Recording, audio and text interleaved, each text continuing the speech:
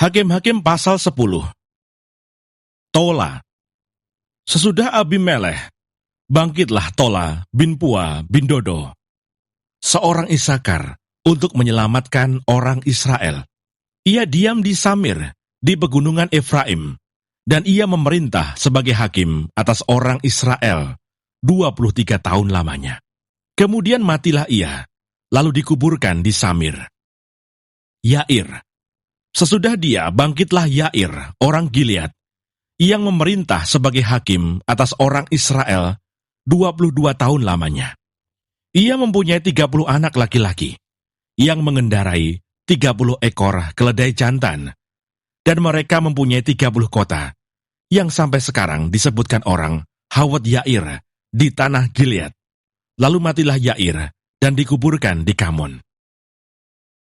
Israel ditindas oleh Bani Amon. Orang Israel itu melakukan pula apa yang jahat di mata Tuhan. Mereka beribadah kepada para Baal dan para Asitoret, kepada para allah orang Aram, para allah orang Sidon, para allah orang Moab, para allah Bani Amon, dan para allah orang Filistin.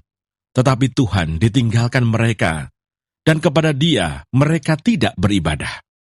Lalu bangkitlah murka Tuhan terhadap orang Israel, dan Ia menyerahkan mereka ke dalam tangan orang Filistin dan Bani Amon. Dalam tahun itu juga, orang Israel ditindas dan diinjak mereka. 18 tahun lamanya, mereka memperlakukan demikian semua orang Israel yang di seberang sungai Yordan, di tanah orang Amori yang di Gilead. Dan Bani Amon pun menyeberangi sungai Yordan untuk berperang melawan suku Yehuda, suku Benyamin, dan keturunan Efraim, sehingga orang Israel sangat terdesak. Lalu berserulah orang Israel kepada Tuhan, katanya, "Kami telah berbuat dosa terhadap Engkau, sebab kami telah meninggalkan Allah kami, lalu beribadah kepada para Baal." Tetapi firman Tuhan kepada orang Israel, "Bukankah aku yang telah menyelamatkan kamu dari tangan orang Mesir, orang Amori, Bani Amon, orang Filistin, orang Sidon, suku Amalek, dan suku Maon yang menindas kamu ketika kamu berseru kepadaku?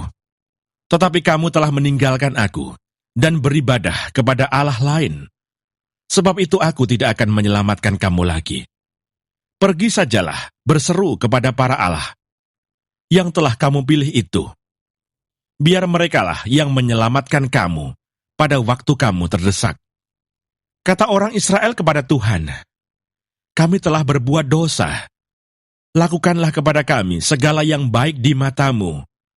Hanya tolonglah kiranya kami sekarang ini." Dan mereka menjauhkan para allah asing dari tengah-tengah mereka. Lalu mereka beribadah kepada Tuhan. Maka Tuhan tidak dapat lagi menahan hatinya melihat kesukaran mereka. Kemudian Bani Amon dikerahkan dan berkemah di Gilead, sedang orang Israel berkumpul dan berkemah di Mispa. Maka para pemimpin bangsa di Gilead berkata seorang kepada yang lain, "Siapakah orang yang berani memulai peperangan melawan Bani Amon itu? Dialah yang harus menjadi kepala atas seluruh penduduk Gilead."